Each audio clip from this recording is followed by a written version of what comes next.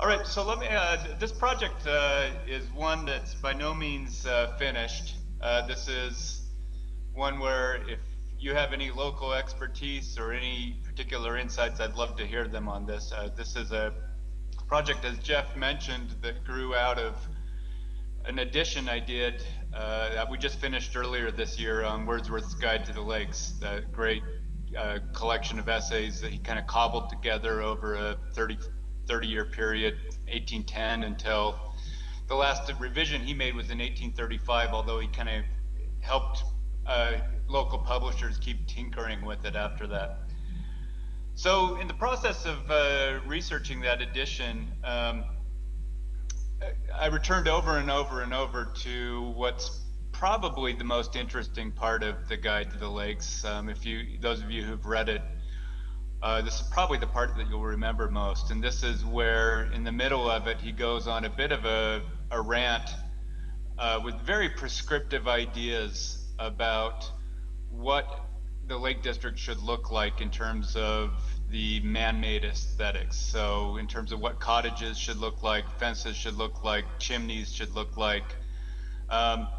And then he turns from there into the importance of using native species. And in a passage that I'm really going to be focusing on today, he goes, most people would say overboard, in just this extremely long rant against a particular species of tree, the larch tree. So that's kind of where this thing began. So it began with a simple question: why was Wordsworth so bothered with larches? And we're going to hopefully make sense of this today. So if you have any trouble with the visuals or audio, just start flapping your arms and I can maybe adjust from there. So otherwise I'll just read as we go here. Since first appearing in 1810 as an anonymous supplement to a set of 48 landscape drawings by the Reverend Joseph Wilkinson, the essay now known as William Wordsworth's Guide to the Lakes has gradually gained recognition as a landmark in environmental writing and quite possibly its writer's finest piece of extended prose. In the early 1820s, Blackwood's magazines, taste-shaping critic John Wilson variously held the guide as singular and striking, full of fine feeling and fine philosophy, and by far the best specimen of the prose style of Wordsworth which has ever been given to the world. Likewise, in 1835, upon receiving what would prove Wordsworth's final revision of the guide, the Athenaeum raved, "We could find in our hearts to write a separate article on Wordsworth's Guide through the Lakes. Fifth, it ought to be 15th edition, having taken it up merely to cut open the leaves, and thanks to his beautiful and poetic descriptions, wandered for a whole morning among the scenery which has been his inspiration." In 1906, the 24-year-old Virginia Woolf called the Guide to the Lakes a happily permanent friend, and its author a calm authority who has all the courtesy and consideration of an old inhabitant who does the honors of the place to a stranger. More recently, the great Wordsworth biographer Stephen Gill opined that the guide was, quote, by far Wordsworth's most attractive and accessible prose, going on to argue that, quote, were it not for the utilitarian connotations of guide, it would be recognized more freely for what it is, a gem of romantic writing, end quote. And in his landmark 1991 study, Romantic Ecology, Jonathan Bate asserts that, quote, if we are to historicize Romanticism, we must bring the guide from the periphery to the center. The neglect of it is quite extraordinary, end quote. Yet for all its widely admired insights into landscape aesthetics, living in harmony with nature, and the scenic wonders of the lakes, the guide has consistently left readers puzzling over one question. Why was Wordsworth so obsessed with larches? In fact, readers might be forgiven for more vividly remembering Wordsworth's tirades against Larix decidua, or the European larch tree, than his more philosophical and measured passages on the region's distinctive beauties. After several early jabs at the larch, Wordsworth launches a full-out assault on the tree in a section he eventually labeled from the third edition forward, Changes and Rules of Taste for Preventing Their Bad Effects. Stretching to 2,000 of the 30,000 words in the original 1810 edition of the guide, Wordsworth's diatribe systematically details the tree's countless aesthetic, ecological, and commercial deficiencies. I'm going to show you a series of slides here of larch trees. All of these images I'm pulling up are ones I've just found on the web, and unfortunately there are relatively few images on the web of ugly trees, and so these are probably a little more flattering images of the larch than Wordsworth would have me present, but in any case, I'm finding the ugliest larch pictures I can find here. This is what Wordsworth has to say about the larch tree. So for beginners, the tree is a four-season eyesore, the antithesis of what the botanist would call a species with all-season interest. And here's the quote from Wordsworth's guide. In spring, the larch becomes green long before the native trees, and its green is so peculiar and vivid that finding nothing to harmonize with it, wherever it comes forth, a disagreeable speck is produced. In summer, when all other trees are in their pride, it is of a dingy, lifeless hue. In autumn, of a spiritless, unvaried yellow. And again, I think this is rather attractive, but Wordsworth had a bone to pick with this tree. And in winter, it is still more lamentably distinguished from every other deciduous tree of the forest, for they seem only to sleep, but the larch appears absolutely dead. Ecologically, Wordsworth argues that the tree is best suited to those sites where nature is deemed fit to put it. Not verdant Cumbrian valleys, but moors, wastelands, and highlands where more desirable trees cannot flourish.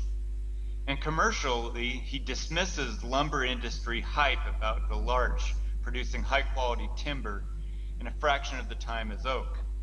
Though it thrives fast, Wordsworth says, it is full of sap and of little value, and is likewise very subject to ravage from the attacks of insects and from blight. Here are various images just so you can get a sense of what kind of milled and timber quality larch looks like. The one in the bottom corner there I just found yesterday, so they're still building boats apparently from larch. In fact, if you go to this website, maybe you can buy, maybe the Wordsworth Trust could buy its very own larch rowboat to put out on Lake Grassmere. So, Michael, are you taking note of that? So, ecologically, Wordsworth argues that moving on.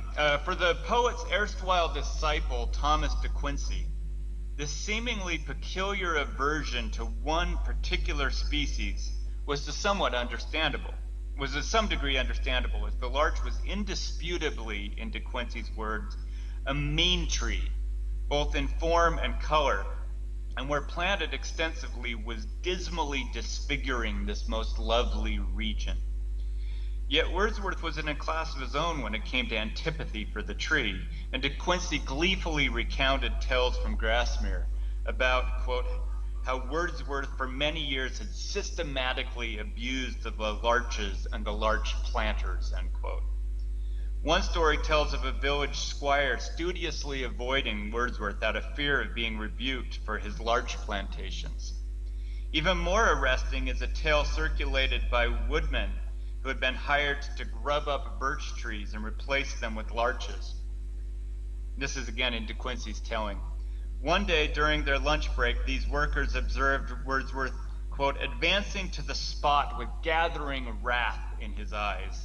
And lest you be a little bit bored, I've taken the liberty here of kind of doing my first foray into computer-generated imagery. So I'm going to reenact this scene for you here. So here's Wordsworth. Imagine him here approaching this new larch plantation with the gathering wrath in his eyes. Soon he was heard pouring out an interrupted litany of comminations and maledictions. And finally, as his eye rested upon the 4 or 5 larches which were already beginning to dress the line of the new battalion, he seized his own hat in a transport of fury and launched it against the odious intruders. Should we do that one more time just for that? I spent way too much time on this. So there it goes. Wordsworth tosses his hat, much to the delight of the local workers. Unlike De Quincey, who was able to laugh off this seeming eccentricity, subsequent generations of Wordsworth scholars and enthusiasts have struggled to reconcile their devotee of daffodils with this loather of larches. The roll call of prominent Wordsworthians scratching their heads over the larch passages speaks for itself. In the first major scholarly essay on the guide, an 1883 paper presented to the Wordsworth Society, Stopford Brook, and I believe this is the picture in the hallway, in the stairway as you entered into the Jerwood Center. Stopford Brook confessed that the guide gets sidetracked by a long indictment, not without a little of that humor which the force of indignation sometimes attains against the larch tree for its want of sympathy and organization and its gross individualism. 23 years later, in introducing his landmark edition of the guide, Ernest de Selincourt noted that like most principles that have their root in a just instinct, Wordsworth's preservation creed leads him occasionally into a fine extravagance. De Selincourt goes on to note the inconsistency of Wordsworth abusing larches as vile foreigners while revering sycamores, imported a mere 2 centuries before larches, as cherished natives. And de Selincourt worried that the poet's, quote, relentless onslaught upon the larch's ugliness as an individual tree, spiky, bowless, a graceless egoist, will tend to raise hostility in the hearts of those who have welcomed in its delicate pink tassels a spring that never comes too soon. Sharing these sentiments in her authoritative 1957 biography of the poet, Mary Moorman granted that Wordsworth was perhaps too hard upon the larch. And in an unusual personal aside, in Wordsworth and the Worth of Words, 1986 book, Hugh Sykes Davies claimed that the beauty of the larches is the only subject about which I find myself in complete disagreement with Wordsworth. I enjoy the larch greatly, and can only suppose that he had seen none but immature specimens, and in those close plantations which are necessary for economic forestry. In recent decades, however, with the rise of environmental consciousness and the concomitant spread of eco-criticism, critical reactions to Wordsworth's larch obsessions have been tempered. For environmental historians and critics such as Jonathan Bate, Ian Thompson, and Scott Hess, Wordsworth's rants against larches are to be hailed rather than dismissed, as they are emblematic of his pre-ecological understanding of natural processes and balanced ecosystems. Others have attempted to make the large passages in the guide seem less extreme by situating them alongside similar statements by Uvedell Price, Humphrey Repton, and other leading lights in turn-of-the-century aesthetic and landscape theory. So one of the contemporary thinkers who's said to have influenced Wordsworth on this is Repton. And so this is from a late 18th century edition of his book on landscape gardening. And this is what I'm going to show you here is just a 2-image sequence. So here we get figure 239, which is titled, I'm not sure how well you can see it, it's titled View from a Public Road Which Passes Through a Forest Waste. So this is just unused forest land. But when the plantations come in and they're turning this to productive use of land, quote unquote, we get this same scene in which, again, the note here says, view after the forest waste had been enclosed and the ground subjective to agricultural improvement. So clearly, Repton, who was influencing Wordsworth on this, is suggesting that kind of the unproductive, undefiled land at some level has a greater use value than the kind of the bland forest industry use of the land. What is yet to be properly appreciated, however, amid all of the kind of critical apologies for Wordsworth's rants against the larch, is how deeply Wordsworth's opposition to the larch was both historically and geographically particular. In other words, we fail to recognize just how fundamentally local and occasional a text The Guide to the Lakes was. Far from the universalizing thesis on landscape aesthetics that critics have often taken it to be, it was at heart a treatise on local aesthetics, ecology, and politics, large sections of which were aimed squarely at a select few landowners who, in the name of personal profit and national defense, had begun planting hundreds of thousands of larches within a 10-mile radius of Grasmere, and aggressively encouraging other local squires to follow suit. Chief among these was a man most Wordsworthians have associated exclusively with the poet's radical youth, Richard Watson, the staunchly Whig Bishop of Llandaff, whose perceived abandonment of the cause of the French revolutionaries after the outbreak of the Reign of Terror incited the 23-year-old Wordsworth to pen but not publish the militantly Republican letter to the Bishop of Llandaff, 1793. As fate would have it, a decade after Wordsworth drafted his letter to Llandaff, the poet and the bishop ended up being neighbors. Thwarted in his campaign for further clerical promotion, Llandaff had retired to a country estate on the outskirts of Ambleside, purchased huge tracts of land in the area, and most importantly for today's purposes, occupied himself by planting hundreds of thousands of larch trees throughout the Central Lakes region.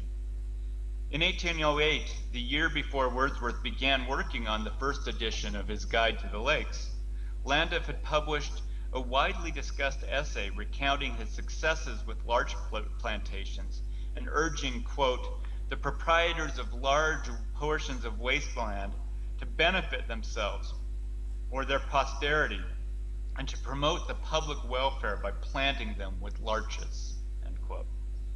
If this weren't galling enough to Wordsworth, that same year, 1808, the Royal Society for the Encouragement of Arts and Manufacturers bestowed a second gold medal upon Llandaff, the first having been awarded 20 years earlier for his contributions to British forestry. Thus, while Llandaff is surprisingly never mentioned by name in the Guide to the Lakes, he's the great absent presence of large sections of the text, particularly those dealing with larches. In short, like all politics, all aesthetics can be said to be local. And Wordsworth's rants against the larch begin to appear much less eccentric when we consider them in the context of the enormous larch plantations his old foil was building just 5 miles down the road from Grasmere. Before diving more deeply into larches and Llandaff, it bears recalling the surprisingly short history of trees in Britain. Traveling today across the verdant and in some places densely wooded island, it's easy to forget that only 10,000 years ago, the vast majority of Britain was covered by ice and thus devoid of trees. Only around 6000 BC, as the earth warmed and the ice receded, did the first natural colonists cross the marshy land bridge between Lincolnshire and northern Germany. And hence you can see over there in the fens over in eastern England there on the coast, that's really where we get these first migrant trees coming over. The rest of the island, as you'll see, this is just I don't know how scientific this map is, it's just something I pulled off of Wikipedia. That's what all good scholars do. But you'll see here, I think you get the general idea that there are very, very few forested areas, just primarily down in the southeast of England.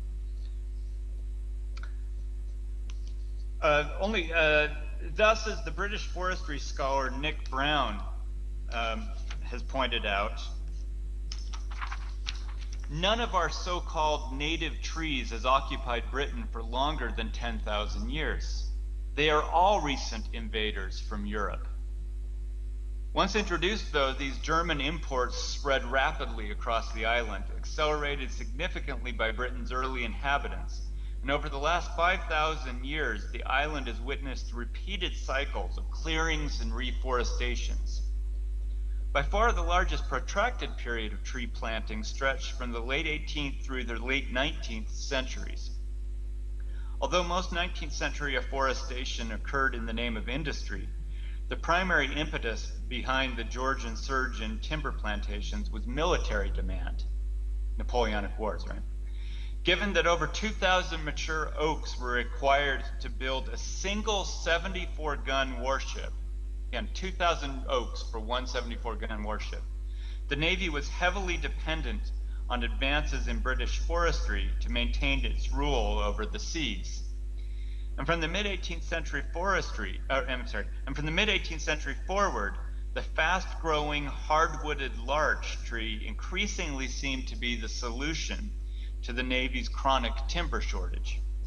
Fittingly, it was either in or around 1737, the birth year of the future Bishop of Llandaff, that James Murray, the second Duke of Athol, undertook the first large-scale British experiment in larch growing on his Dunkeld, Scotland estate.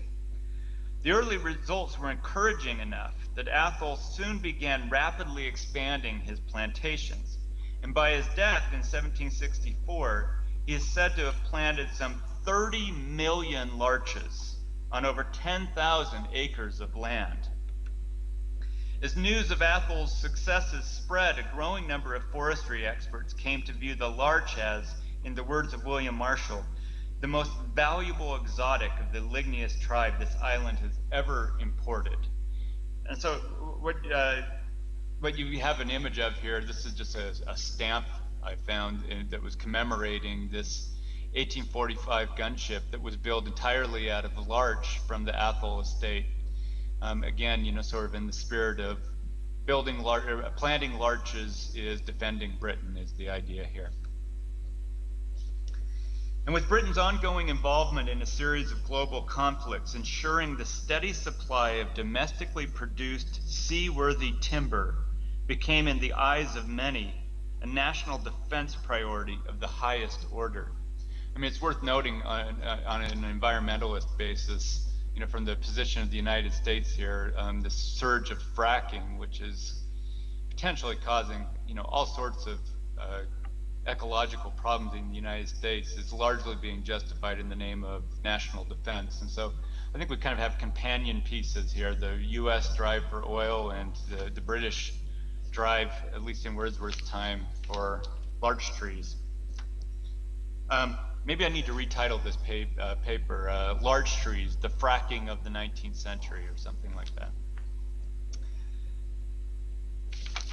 Therefore, when in 1788 Llandaff purchased the Calgarth estate on the shore of Lake Windermere, the timing was perfect to undertake the first large-scale experiment in Cumbrian larch production. Llandaff brought to the task 3 traits that had made him the ideal person for the job. First, despite the fact that he had spent most of his adult life as a student, then professor at Cambridge, he was a native to the lakes, having been raised in the neighborhood of Kendal and married into one of the region's leading families. In this respect, Llandaff gave lie to the guide's localist assertions that, as Wordsworth claimed, the disfigurement which this country has undergone was the work of alien improvers, with no knowledge of native customs, climes, and values. In fact, Llandaff was a child of the lakes. Second, Llandaff had an insatiable desire to expand the fortune he would pass on to his heirs, and was therefore highly susceptible to the nursery industry hype, and this was a common catchphrase, that a larch may buy a horse before an oak can buy a saddle. Get it again. Larch is just a much, much more profitable crop than oak. In both his private letters and his published papers, Llandaff obsessively calculated what his larches might fetch on the timber market. And in 1803, he wrote that it was, quote, not his father's laurels, but his father's larches that would make Llandaff's son as independent fortune as I hope he will be in spirit. Finally, and most importantly, Llandaff was at heart more a man of science than the church. One of the earliest professors of chemistry at Cambridge, he was equally known for his pioneering experiments with gunpowder and his book of chemical essays, a textbook that remained the standard classroom edition in Britain and a favorite of such chemists as Humphrey Davy and Thomas Thomson well into the 19th century. Larch growing then served as a welcome outlet for Llandaff's scientific energies. And in 1814, he proudly noted that he had spent his retirement, quote, principally in building farmhouses, blasting rocks, and closing wastes, in making bad land good, in planting larches, and in planting in the hearts of my children principles of piety, of benevolence, and of self-government. Between his scientific fame, his lofty standing in the church, his prominent role in Whig politics, and his famous essays and pamphlets on everything from abolition to the income tax to Gibbon's and Paine's attacks on Christianity, Llandaff was a legend in his time. And I'm just going to show you here quickly a few of kind of the surviving political cartoons about Llandaff, but the point here is just to show that this was a nationally known figure. Anyone who knew politics at the time certainly would have known what Llandaff represented. And so, the image here on the left is a 1787 sketch that's kind of playing upon Llandaff's kind of dual roles as a professor of chemistry, but also a leader in the church.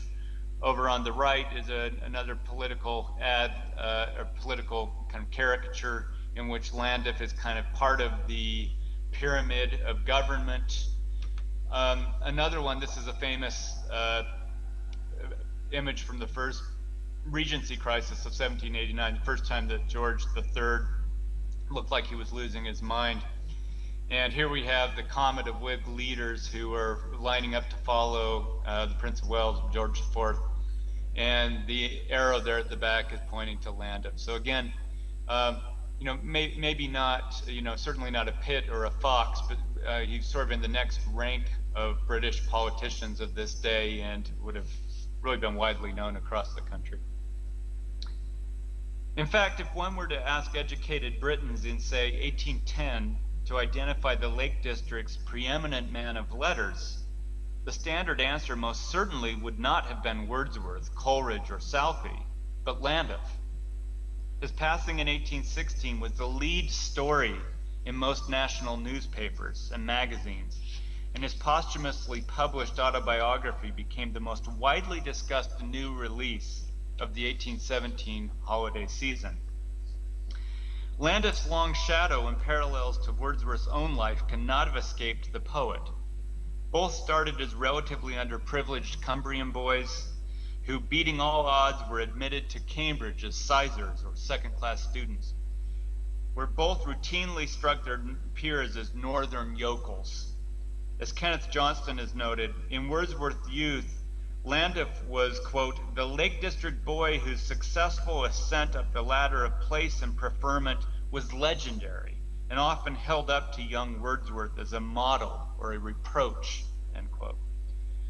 While history has reversed their relative standing, in the pecking order of early 19th century Lake District society, Llandaff was clearly the leading light and the lake poets' secondary figures. That this occasionally chafed the poets is abundantly clear in their letters, especially those of Southey and Coleridge. In 1812, when a scandal arose surrounding Llandaff's daughter and their married neighbor and friend John Christian Curwen, who was another larch planter, Southey gleefully reported the news to correspondents across England, often including cracks about Miss Llandaff's looks. And despite the fact that Llandaff had hosted him at Calgarth several times and been the first subscriber to the Friend, Coleridge routinely accused the bishop of apostasy from the church, dubbing him in one letter, that beastly bishop, that blustering fool, Watson. Wordsworth's surviving correspondence contains no such digs, And there's actually abundant evidence that the Wordsworth and Watson women were as friendly as could be expected in the first decade of the 19th century, given their different social ranks at the time. Especially given how close Wordsworth had come to career infanticide with the 1793 letter to the Bishop of Llandaff, it seems the poet's general approach to the bishop during their time as neighbors was reserve and circumspection. Crucially, just a few weeks before he began drafting the first edition of the guide, Wordsworth directly addressed the dangers of crossing Llandaff in a May 3rd, 1809 letter to Daniel Stewart. And this is really important to get the timeline right here. So May 3rd, 1809, Wordsworth, he's referring here to a 1798 libel case in which someone had been convicted for libeling Llandaff.